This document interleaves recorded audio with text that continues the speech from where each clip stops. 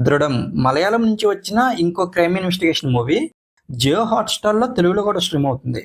చాలా రోజుల తర్వాత ఒక క్రైమ్ ఇన్వెస్టిగేషన్ మూవీ వచ్చిందని చూస్తే పర్లేదు బానే అనిపించింది. తెలిసిందేగా మలయాళం మూవీస్ గురించి చాలా స్లోగా ఉంటాయి. ఈ మూవీ కూడా స్లోగానే ఉంటది. Hello all welcome to my channel nomadic cinema. ఇందులో కథ ఏంటంటే ప్రశాంతంగా ఉన్న ఒక ఊర్లోకి సబ్ ఇన్స్పెక్టర్ విజయ్ వస్తాడు. వచ్చాక ఒక మర్డర్ అండ్ ఒక రాబరీ జరుగుతాయి. అసలు ఆ రెండింటికి కనెక్షన్ ఏంటి? ఎవరు చేశారు? అనేది సినిమాలో చూడాలి. సినిమా స్టార్ట్ అవ్వడం చాలా స్లోగా స్టార్ట్ అవుతుంది. ఆ పోలీస్ స్టేషన్‌లో ఉండే స్టాఫ్‌తో విజయ్ జర్నీని చూపిస్తారు. ఆ పోర్షను అదంతా చాలా బోరింగ్‌గా ఉంటది. ఒక్కసారి మర్డర్ జరిగాక సినిమా పికప్ అవుతుంది. దాని తర్వాత రాబరీ సీన్స్ ఇవన్నీ కూడా ఎంగేజింగ్‌గానే ఉంటాయి. ఇంటర్వెల్ కూడా బానే డిజైన్ చేశారు.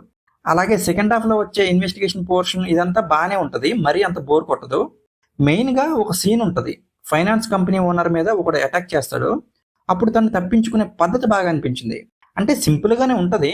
అలాంటి టైంలో కొంచెం సమయస్ఫూర్తి చూపించడం అవసరం అని ఆ సీన్ నుంచి నేర్చుకోవచ్చు. అలాగే సినిమా క్లైమాక్స్‌కొచ్చేటప్పటికి కొంతమందికి ఆ ట్విస్ట్ షాక్ అనిపిస్తది. అరే! భలే ఉందనిపిస్తది.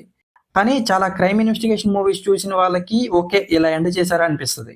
ఆ క్లైమాక్స్‌లో వచ్చే ఫైట్‌ని కూడా బాగా డిజైన్ చేశారు. చాలా బాగుంది ఆ ఫైట్ అయితే. ఇంకా విజయ్‌గా చేసిన షేన్ నిగమ్ అలాగే తన స్టాఫ్ అందరూ కూడా ఉన్నంతలో బానే చేశారు. ఇంకా డైరెక్టర్ మార్టిన్ జోసెఫ్, జొమన్ జాన్ అండ్ లింటో దేవాసియా ఇచ్చిన స్టోరీని కొంతవరకు బానే హ్యాండిల్ చేశాడు. కానీ అంత థ్రిల్ ఇవ్వలేకపోయాడు.